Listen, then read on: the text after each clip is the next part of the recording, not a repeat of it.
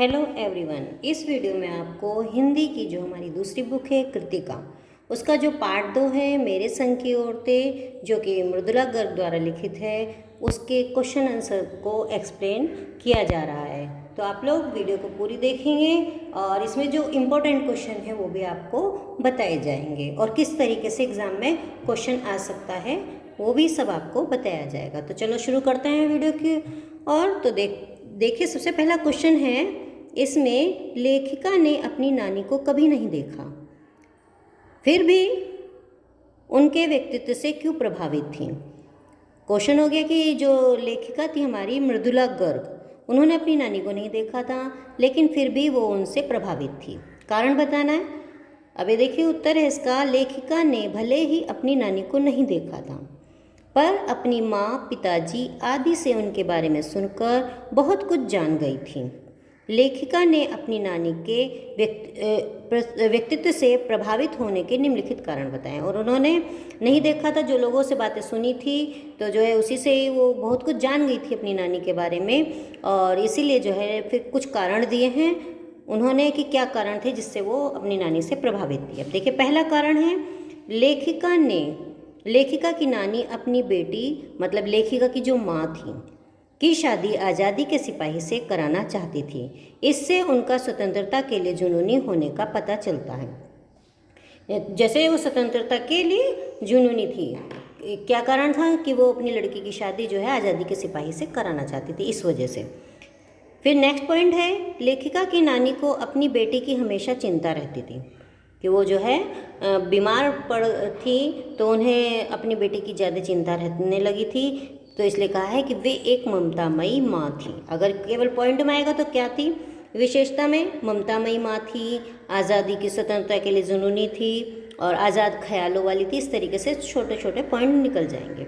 अब देखिए नेक्स्ट है इसमें, उनकी नानी पर्दानशी, अनपढ़, परंपरागत ढंग से रहने वाली महिला थी पर वे निजी जीवन में आज़ाद ख्यालों वाली थी। कि नानी कैसी थी उनकी, जो पर्दे में रहने वाली थी, पढ़ी लिखी नहीं थी और अपने जो परंपरागत ढंग से रहने वाली महिला थी, और वो लेकिन वो अपने निजी जीवन में आज़ाद ख्याल रखती थी। अब नेक्स्ट पॉइंट है, उनकी नानी स्पष्टवादिनी महिला थी। कि उनकी नानी कैसी थी, साफ बोलने वाली। स्पष्टवादिनी का मतलब होता है साफ बोलने वाली महिला थी। उन्होंने बिना संकोच अपने मन की बात स्वतंत्रता सेनानी प्यारेलाल शर्मा से कह दी, जिसे सुनकर सब लोग दंग रह गए थे। क्योंकि वैसे तो पर्दे में रहने वाली थी लेकिन जो उन्हें अपनी बात कहनी थी बिना किसी संकोच के उन्होंने जो अपने हस्बैंड के दोस्त थे उनसे कह दी थी। तो इससे सब लोग बहुत एकदम से हैरान हो गए थे। फिर नेक्स्ट पॉइंट है, वे किसी की निजी जिंदगी में हस्तक्षेप नहीं करती थी, भले ही वे लेखिका के नाना ही क्यों ना हो। कि वो किसी के भी जीवन में हस्तक्षेप नहीं करती थी, चाहे कोई भी हो, उन्हें कोई फर्क नहीं पड़ता था। अब देखिए क्वेश्चन किस तरीके से आएगा, जैसे ये आया, अगर 3 नंबर में आता है तो हमें 3 पॉइंट देने होंगे, अगर 2 नंबर में आएगा तो 2 पॉइंट, अगर शॉर्ट में आएगा तो केवल हमें 1 ही पॉइंट लिखना होता है। तो ठीक है, अब देखिए आगे चलते हैं। लेखिका की नानी की आज़ादी के आंदोलन में किस प्रकार की भागीदारी रही। जो है क्वेश्चन है नेक्स्ट, आज़ादी मतलब किस प्रकार से उन्होंने हिस्सा लिया आज़ादी के आंदोलन में। देखिए यूँ तो लेखिका की नानी का आज़ादी के आंदोलन में कोई प्रत्यक्ष योगदान नहीं था, मतलब कोई सामने से उन्होंने योगदान नहीं दिया था, क्योंकि वे क्या कारण था, वे अनपढ़, परंपरागत, पर्दानशी, दूसरों की जिंदगी में दखल देने वाली महिला थी। पर कम उम्र में ही उन्होंने जो है अपनी मृत्यु को निकट जान वे अपनी 15 वर्षीय बेटी मतलब लेखिका की माँ के लिए चिंतित हो उठी। उन्होंने अपने पति से कहा कि वे पर्दे का लिहाज छोड़कर उनके स्वतंत्रता सेनानी मित्र प्यारेलाल शर्मा से मिलना चाहती हैं तथा उनसे मिलकर कहा कि उनकी बेटी का रिश्ता वे स्वयं तय करें। जिस वर्ष से उनकी बेटी की शादी हो वह भी उन्हीं मतलब शर्मा जी की तरह ही, प्यारेलाल शर्मा जी की तरह ही जैसा ही आज़ादी का सिपाही हो। इस तरह उनकी स्वतंत्रता आंदोलन में परोक्ष भागीदारी रही। कि मतलब इस तरीके से उन्होंने अपनी भागीदारी दिखाई कि अपनी लड़की की शादी उन्होंने एक स्वतंत्रता सेनानी से करानी चाहिए।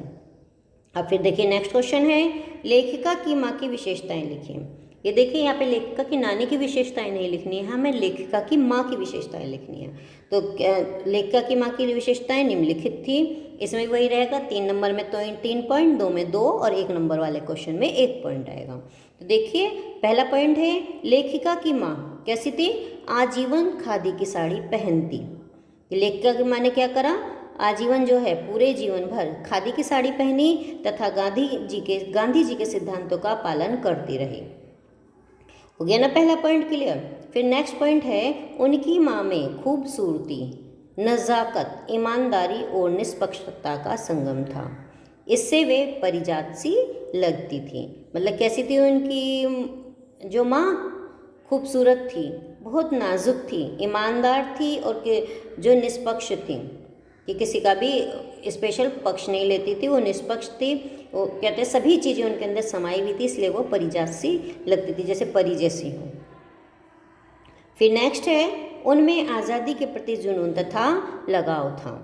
फिर नेक्स्ट है देखिए, वे हमेशा किसी की गोपनीय बात को गोपनीय ही रखती थी तथा किसी के सामने प्रकट नहीं करती थी।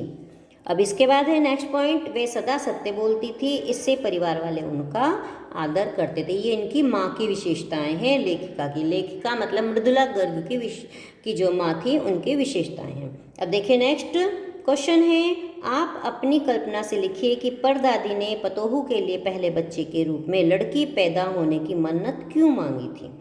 कि मुझे जो है परदादी ने जो है अपने पतोहू के लिए कि पहला बच्चा लड़की पैदा हो क्यों मांगी थी मन्नत। देखिए इसमें उत्तर, लेखिका की परदादी लीक से हटकर चलने वाली महिला थी। उन्होंने लड़की पैदा होने की मन्नत इसलिए मांगी होगी क्योंकि उस समय ऐसी मन्नत मांगना और सबके सामने बताना अत्यंत साहसपूर्ण कार्य था। ऐसा करके वे सबसे अलग दिखने की चाह रखती होंगी, कि मतलब वो सबसे अलग दिखना चाहती होंगी, इसलिए उन्होंने ऐसी मन्नत मांगी रही होगी। एक विचार तो हो गया। उनके ऐसा करने का दूसरा कारण, मतलब पहला कारण तो ये हो गया कि वो सबसे अलग दिखना चाहती थी, और दूसरा कारण यह रहा होगा कि वे स्वयं एक महिला थी। उन्होंने महिला होकर स्वतंत्र जीवन जिया था तथा अपने जीवन में किसी प्रकार की रोक टोक नहीं देखी थी, इसलिए महिला होना उनके लिए गर्व की बात थी। और दूसरा कारण क्या हो गया कि पहला कारण तो देखिए, सबसे पहले तो पहला कारण ये हो गया कि वो सबसे अलग दिखने की चाहना रखती थी, और दूसरा क्या है कि खुद उन्होंने महिला होकर जो है स्वतंत्र आज़ादी पूर्वक जीवन जिया था, किसी की रोक टोक नहीं देखी थी, तो इसलिए गर्व की, महिला होना एक गर्व की बात थी। आगे ना समझ में आपको। अब देखिए नेक्स्ट क्वेश्चन है, डराने, धमकाने, उपदेश देने या दबाव डालने की जगह सहजता से किसी को भी सही राह पर लाया जा सकता है। पाठ के आधार पर तर्क सहित उत्तर दीजिए। इंपॉर्टेंट क्वेश्चन है ये, बहुत अधिक, कि कई अधिकतर क्वेश्चन एग्जाम में आ जाता है, 2 नंबर में या 2.5-3 नंबर में क्वेश्चन आता है। देखिए ये बिल्कुल सत्य है कि डराने, धमकाने, उपदेश देने या दबाव डालने की जगह सहजता से सबको राह पर लाया जा सकता है। इस पाठ के अनुसार एक चोर दीवार फांदकर या दीवार काटकर हवेली में घुस आया। उसी कमरे में माँ जी सोई हुई थी। आहट सुनकर उनकी आंख खुल गई। उन्होंने पूछा, कौन? जवाब मिला, चोर। माँ जी ने उसे पानी लाने के आदेश दिया। चोर पानी लेकर आ रहा था कि पहरेदार द्वारा पकड़ लिया गया और उनके सामने लाया गया। कि मतलब चोर को उसने पानी लाने के लिए भेज दिया और वो बाहर पकड़ा गया, तो उन्हीं के सामने लाया गया। तो फिर माँ जी ने लोटे का आधा पानी पीकर उसे आधा पिला दिया और कहा, आज से हम माँ बेटे हुए, अब तू चाहे चोरी कर या खेती। चोर ने चोरी करना छोड़कर खेती करना शुरू कर दिया और आजीवन चोरी नहीं की। यदि वे मारपीट करती तो चोर न सुधरता। तो इससे पता चलता है कि जो है बात आराम से उसने चोर को सुधार दिया। अगर उसको मारा पीटा जाता, पुलिस द्वारा पकड़वा दिया जाता, तो क्या होता? वो तो चोर कभी भी सुधरता ही नहीं। तो देखिए अब नेक्स्ट क्वेश्चन है हमारा, शिक्षा बच्चों का जन्मसिद्ध अधिकार है। इंपॉर्टेंट क्वेश्चन है ये भी। इस दिशा में लेखिका के प्रयासों का उल्लेख कीजिए कि लेखिका ने क्या क्या प्रयास किए थे। अब देखिए सबसे पहले, शिक्षा बच्चों का जन्मसिद्ध अधिकार है। ये बात लेखिका को अपने पारिवारिक वातावरण से पता चल चुकी थी। बच्चों की शिक्षा के लिए उसने निम्नलिखित प्रयास किए। क्या प्रयास किए? वही 2 नंबर के क्वेश्चन में 2, अगर 3 का आएगा तो भी 2 ही पॉइंट देने में।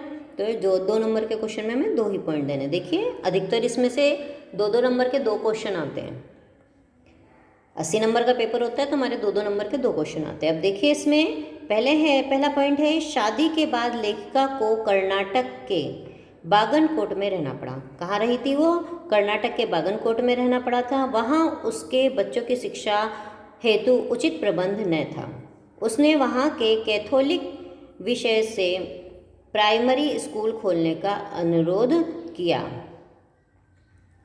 विशप है ये बेटा। कैथोलिक से प्राइमरी स्कूल खोलने का उन्होंने अनुरोध किया था। फिर नेक्स्ट पॉइंट है, लेखिका ने कर्नाटक के बागनकोट के स्थानीय तथा समृद्ध लोगों की मदद से एक प्राइमरी स्कूल खोला। उन्होंने जो है वहाँ पे जो रहने वाले मतलब समृद्ध लोग, मतलब जो वहाँ पे अमीर लोग थे, उनकी सहायता से एक प्राइमरी स्कूल खोला था। जो वहाँ पे रहने वाले लोग हो गए और जो अमीर लोग हो गए थे, उनकी सहायता से एक प्राइमरी स्कूल खोला जिसमें अंग्रेज़ी, हिंदी, कन्नड़ 3 भाषाएं पढ़ाई जाती थी। वहाँ पर उन्होंने 3 भाषाएं पढ़ाई? कौन कौन सी? अंग्रेज़ी, हिंदी, कन्नड़ 3 भाषाएं पढ़ाई जाती थी उस स्कूल में, प्राइमरी स्कूल में। लेखिका ने इसे सरकार से मान्यता भी दिलवाई जिससे स्थानीय बच्चों को शिक्षा के लिए दूर जाना न पड़े, और फिर उसे मान्यता भी दिलवा दी थी। तो देखिए हो गया क्लियर आपको। अब नेक्स्ट क्वेश्चन है, पाठ के आधार पर लिखिए कि जीवन में कैसे इंसानों को अधिक श्रद्धा भाव से देखा जाता है। उत्तर है इसका, जीवन में उन लोगों को श्रद्धा भाव से देखा जाता है जो पहले कैसे लोग होते हैं, जो लोग अपने स्वार्थ तक ही सीमित न रहकर दूसरों के बारे में भी सोचते हैं। जो दूसरों के बारे में भी सोचते हैं, ऐसे लोगों को जो है श्रद्धा भाव से देखा जाता है। फिर दूसरा पॉइंट है, जो दूसरों की भलाई के लिए अपना धन, समय, श्रम आदि लगाने से भी नहीं घबराते। मतलब दूसरों की सहायता करने के लिए अगर उन्हें समय देना पड़े, पैसों से भी मदद करनी पड़े या उन्हें मेहनत भी करनी लगे तो घबराते नहीं हैं। फिर नेक्स्ट है, जो घर परिवार के अलावा समाज के अन्य लोगों को भी उचित राय देते हैं रहते हैं। लेखिका की माँ ऐसा ही क्या करती थी? लेखिका की माँ कैसी थी? कि जो है घर परिवार के अलावा जो दूसरे लोग थे उन लोगों को भी सही राय देती थी। मतलब ये नहीं है कि किसी को गलत राय दे दी, सही राय देती थी। तो जो है जो घर परिवार और समाज के लोगों को उचित राय देते हैं उनको भी श्रद्धा भाव से देखा जाता है। और इसमें भी बता दिया कि लेखिका की माँ जो है ऐसी ही थी। फिर नेक्स्ट पॉइंट है, जो दूसरे की गोपनीय बातों को सार्वजनिक नहीं करते, उसकी गोपनीयता बनाए रखते हैं।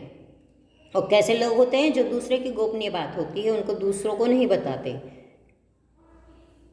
बताने योग्य बातें ही बताते हैं, जो बताने योग्य बातें नहीं होती वो नहीं बताते हैं। ऐसे लोगों को भी श्रद्धा भाव से देखा जाता है। और इसमें दिया है कि खुद लेखिका की माँ इसका उदाहरण है कि लेखिका की माँ खुद ऐसा ही करती थी। लेखिका की माँ की विशेषताएं में था तो वो लेखिका की माँ की विशेषताओं में देखिए यही सब पॉइंट शामिल हैं। फिर नेक्स्ट क्वेश्चन है, सच अकेलेपन का मजा ही कुछ और है। इस कथन के आधार पर लेखिका की बहन एवं लेखिका के व्यक्तित्व के बारे में अपने विचार प्रकट कीजिए। अब देखिए इंपॉर्टेंट क्वेश्चन है, लेखिका अपने जीवन में इस बात को खुद पसंद करती थी कि सच अकेलेपन का मजा ही कुछ और है, कि मतलब वो भी ऐसा महसूस करती थी। लेखिका की बहन और लेखिका इसके उदाहरण हैं। लेखिका की बहन रेणु जिस काम को सोचती थी उसे करके ही रहती थी। कोई भी कितना समझाता रहे पर वह नहीं मानती थी। लेखिका की बहन कैसी थी? ऐसी ही थी कि कोई कितना ही समझाता रहता था तो जो है वो नहीं मानती थी। इससे उसकी जिद कम, दृढ़ निश्चय अधिक झलकता था। कोई कहता है कि ये तो जिद्दी है, जिद्दी नहीं, वो एक दृढ़ निश्चय वाली लड़की थी। एक बार वह बारिश में 2 मील दूर स्कूल पैदल जाने की जिद पर अड़ी रही।